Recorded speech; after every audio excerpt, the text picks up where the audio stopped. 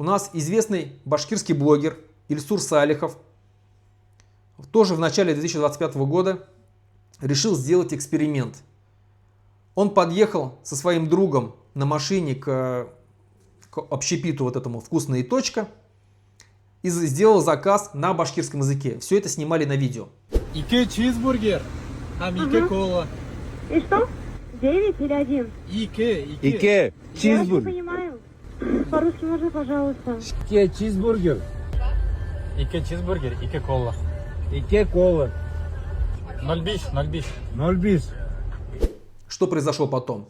Его нашли полиция, привезли его на центральную площадь города Уфы и заставили оправдываться за свои поступки, за свои действия. Что якобы он просто снимал, не имея никакой политической подоплеки, это был просто развлекательный контент и так далее.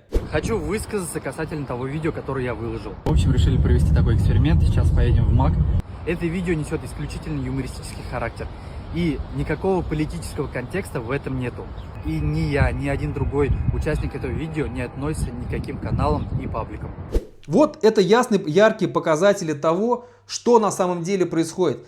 Как ситуация может обернуться в одну и в другую сторону. В одном случае это наказание, посадки, убийство даже. В другом случае ничего, абсолютный ноль.